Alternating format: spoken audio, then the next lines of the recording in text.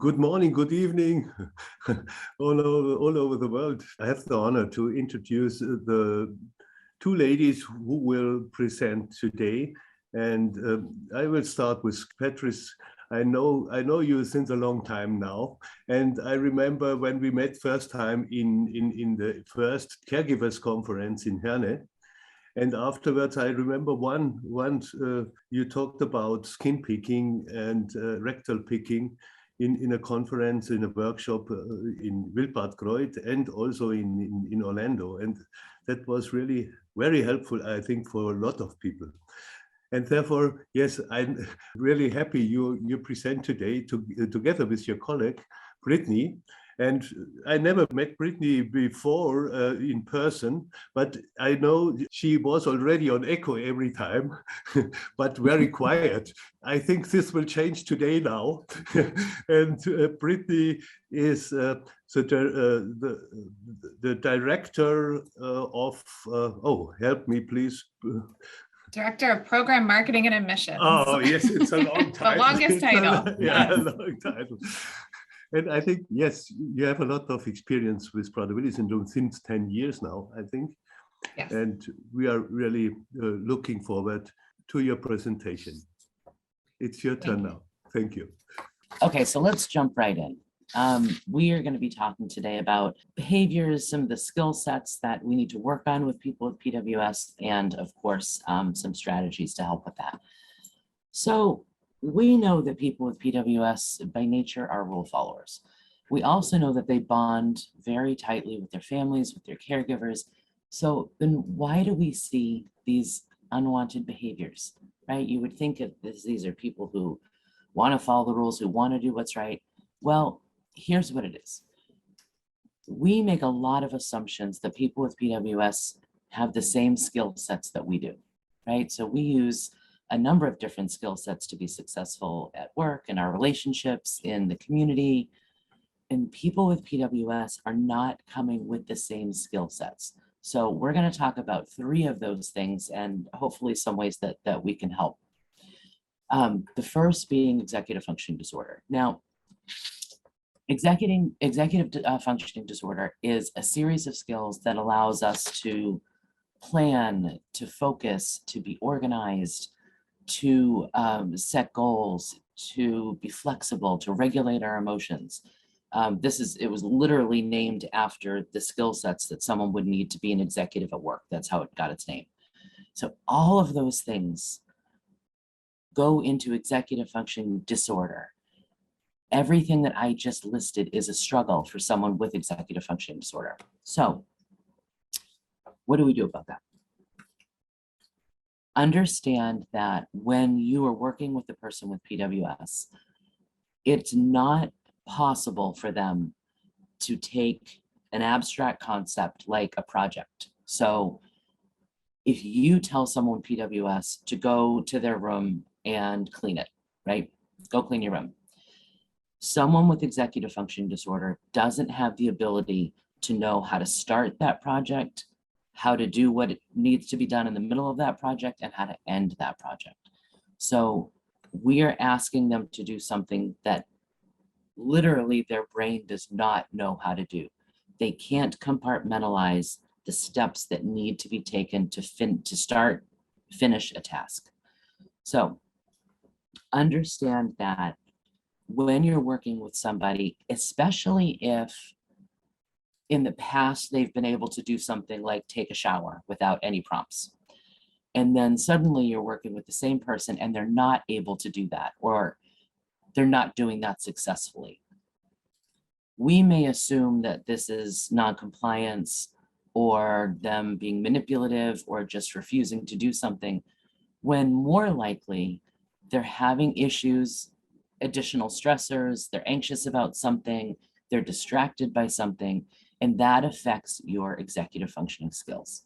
And we know this just in our daily lives. So there are things that we do without even thinking about it, like driving to work, making coffee in the morning. So when we're distracted by something, or when we're anxious about something that's coming up, or upset about something, those tasks that we don't even think about suddenly become more difficult, right? So you're standing in front of the coffee pot going, I think this is how I do it. When every other morning you've been totally fine. Understand that the person with PWS feels like that every single day. Now, communication is really important. Along with executive function disorder, we also have issues with slow processing speed. The communication with the person with PWS is absolutely crucial, and I'll give you an example. So you are working with somebody and you have an outing that you've been planning for a very, very long time. They're excited about going. This is a person who worked to go on the outing. They did everything they needed to do, and you're about to leave. Understand that a person with slow processing speed is only going to hear the last thing that you said. So the person comes up to you and says, I can't find my shoes. And you say to them, because you're really nice, helpful, sweet staff, it's okay. I saw your shoes under the bed. So why don't you go to your room, get your shoes, put your coat on, we're leaving in 5 minutes. You had a very nice exchange. From the perspective of the person with PWS, they came to you with a problem and said, I can't find my shoes. And you said, we're leaving in 5 minutes. You don't have to have worked with people with PWS for very long to know that that's going to be a really big issue. I can't find my shoes. We're leaving in 5 minutes. That's what they heard. And in the report, it's going to say there wasn't an antecedent, you were calm, you communicated clearly, but you didn't. They heard you say, we're leaving in 5 minutes. They didn't hear that the shoes were under the bed. They didn't hear to get their coat on. So when you're working with somebody who has slow processing speed, and that's for the most part, everyone that we're working with, fewer words, the better. Make sure you know that the last thing you said is the only thing they're going to hear. So only answer the question that was asked. And it's a different kind of communication style because we tend to be conversational, with each other, with our peers. But in this case, it's very, very important that the communication is very short and one thing at a time, especially during times of high stress, like transitioning to going on an outing, right? That's automatically going to be a high stress situation. I think that when you're working with somebody with executive functioning disorder, it's important to understand that the environment is just as important as the words that you say. The more cluttered the environment, the more chaotic the environment, the more uneasy the person's going to feel. So you want a clean, organized environment so you can help them have clean and organized thoughts. I think we can go on to the next one, but okay, so sensory processing disorder. So sensory processing disorder is an over-responsiveness or an under-responsiveness to sensory stimulus. So you may see an overreaction to noise, to sensory inconveniences like sand on your feet, the tag on your shirt, sticky fingers, or you might see an underreaction. And this is the individual that you'll hear described as clumsy. They're always bumping into things, or they walk very hard, or they don't, they break things a lot, not out of anger, but just because they picked something up and they picked it up too tightly. All of these things go into sensory processing disorder. So we're not going to talk about all the senses, but there's two that are super important. The vestibular sense is the sense, it's actually the first sense that you develop in infancy because babies move their heads back and forth constantly. This is your feeling of balance. But infants with PWS are floppy and they don't move their heads back and forth, so they never quite develop that vestibular sense. And you're going to see this in the person who doesn't like to walk on anything that isn't clean, flat ground. So beaches, cobblestone, up and down hills. And people may say they just don't want to go or they're lazy. That is absolutely not true. The person who doesn't have an advanced vestibular sense like you and I have feel like they're going to tip over all the time. So the good news is that you can work on the vestibular sense. You can get it to the point where they're not feeling that way. any kind of balance activity, anything. If you can do that even once a day, you're going to help that person feel more secure and like they're not going to tip over, because that's a terrible, terrible feeling. And the other one, and that's this goes for proprioception as well. And this one is super important because it's how your body feels in space and how little and how much muscle you need to use to perform a task. So these are the individuals that they'll say they're like a bull in a china shop. They're always bumping into things. They're always breaking things. This is quite literally because they don't know how much muscle to use to perform a task. So with sensory processing disorder, you're going to see two things. You're going to see sensory avoiders and sensory seekers. So a sensory avoider is the person who won't want to take a shower or brush their teeth or comb their hair. And a sensory seeker is going to be someone who has really poor boundaries, who's going to walk right up to somebody, maybe some head banging, some self-biting. These are the people who are sensory seeking. Gary, the second one was called proprioception. And let's see if I can put that. Well, we'll put it in the chat. So understand that, and this is an important thing to understand. Just because the situation wouldn't bother you, so you may be able to have a tag in your shirt that's a little itchy and still get through your day, it's not something that they're able to do. So some instances of sensory disruption is literally going to stop their day. So understand that, and it's not a choice. It's not because they want to be disruptive. It's not because they want to be manipulative. It is quite literally because their brains are wired that way. And it is so disruptive and so distracting to them that nothing else is going to happen until that issue is solved. I think we can go on to, okay, so theory of mind. This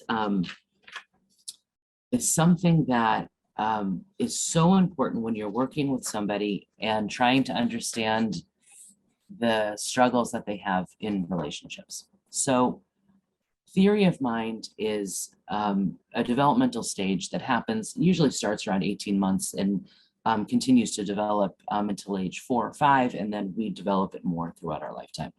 It's the ability to imagine how someone else might feel or react. It's the understanding that other people have different feelings, different beliefs, different experiences. If you have an immature theory of mind, it is very difficult for you to see how another person may feel, what another person may want. Around 18 months, you're going to start seeing children do this. So for example, an almost 2-year-old might know what their mom's favorite drink is and start bringing them that drink. And just so everyone's aware, I'm talking about Brittni's almost 2-year-old bringing her wine, just in case you want to know that. But you may think that that's just an observation that he's made or something that he's doing because he's seen it before. It's not. It's actually a huge developmental stage. The fact that a child will start to see that just because my favorite drink is juice doesn't mean everyone's favorite drink is juice. And that's a really big deal. It's a really big deal when you don't have that. And people with PWS have an immature theory of mind. So what this means is that if their favorite superhero is Superman, everybody's favorite superhero must be Superman because Superman is the best. And they don't have the ability to understand that somebody else might like Batman or another one, right? So imagine trying to be in a relationship, right? Without having the understanding that someone else might have a different perspective than you. So we see this as egocentric. We see this as they only care about how they feel. And it again, it's not a choice that the person's making. It is literally how they come to us. So what we can do as staff and as caregivers is understand that we come with a number of different skills, right? So we can be successful in our jobs, in our communities, in our relationships, because we have an understanding of how other people feel. We can make predictions about how other people will react based on past experiences. We can sit in a room with an itchy tag or a flickering light, and it doesn't stop our day, right? We can get through it. Might be annoying, but we get through it. We can understand how another person might feel, even if we've never experienced that. The person with PWS can do none of that. So we need to set up the environment to allow for this lack of the skill set deficiency, but we also need to start teaching these skills so we can improve their overall quality of life. Brittni, I'm going to kick it over to you. So I'm going to talk about some of the positive support strategies that we can put in place to help with some of these behavioral instances that Patrice was talking about. So the first one is the positive reinforcement. So we have two types of reinforcers. We have your typical reinforcement. A behavior happens and you're reinforced for that behavior. For example, you might brush your hair in the morning and you get to work, or you get to your school day and somebody reinforces you and says your hair looks nice. That's a just typical reinforcer.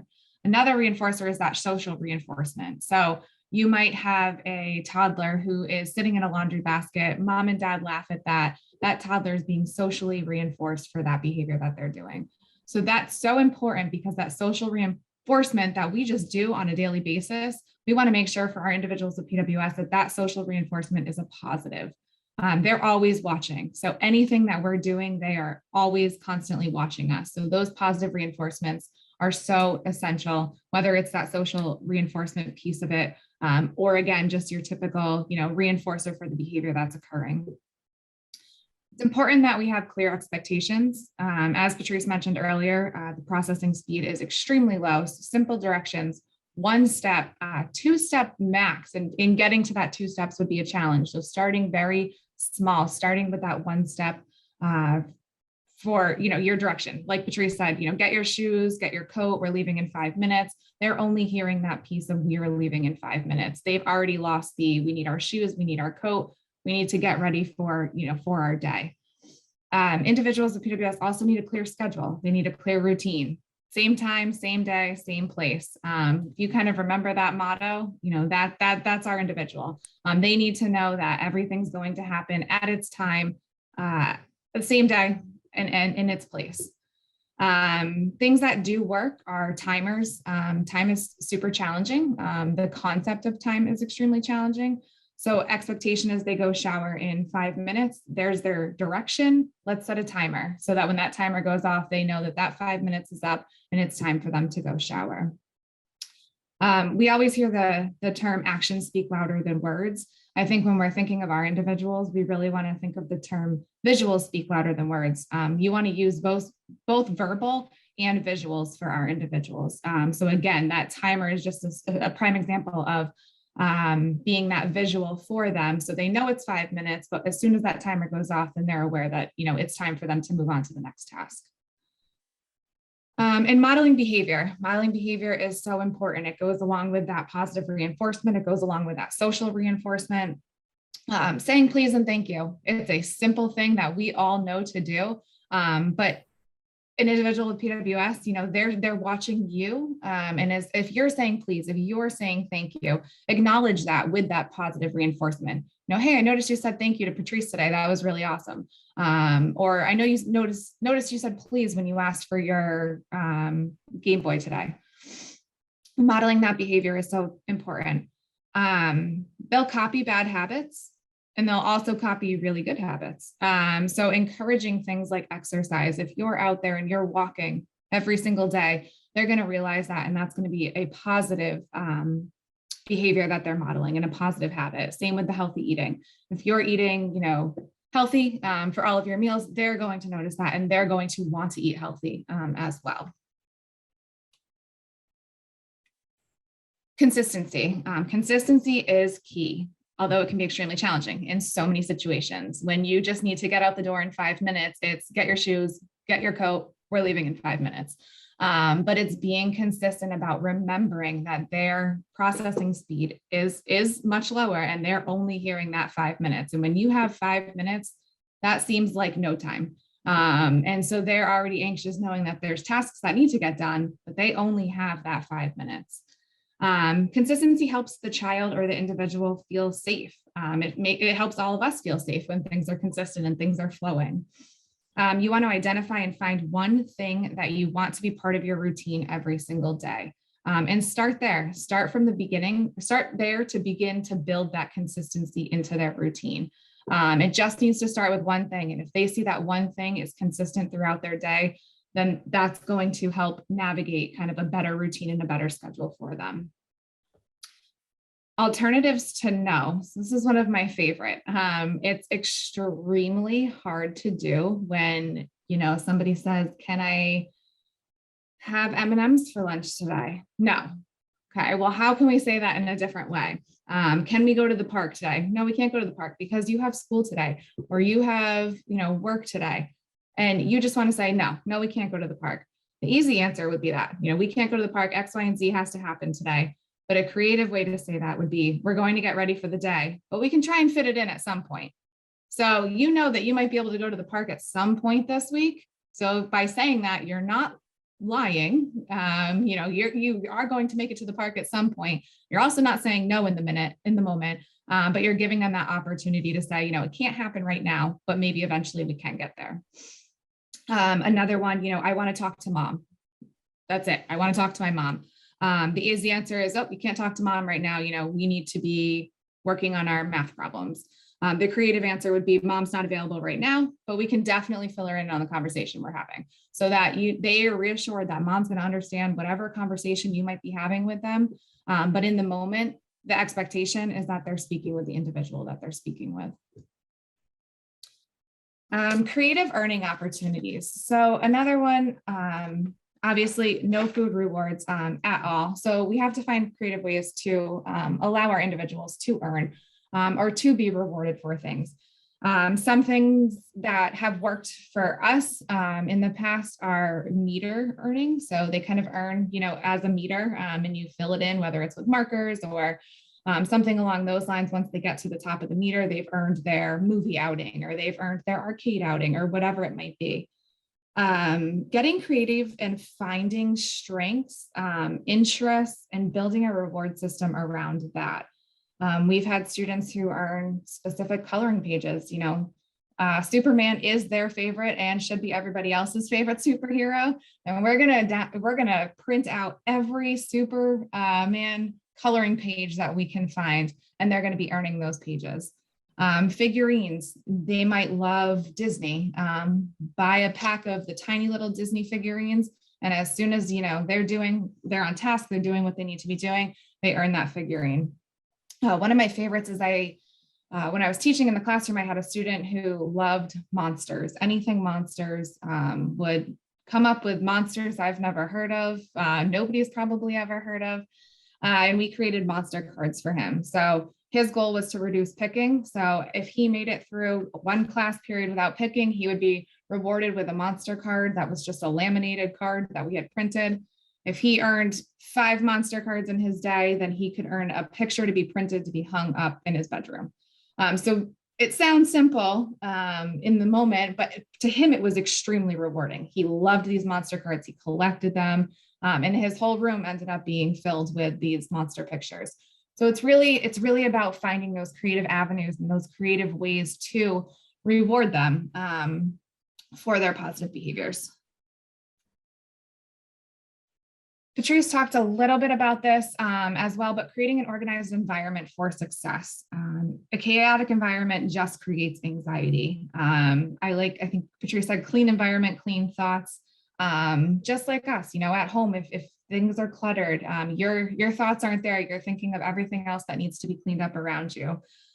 So it brings on anxiety. It brings on less of a safe space for you to do the things that you need to do.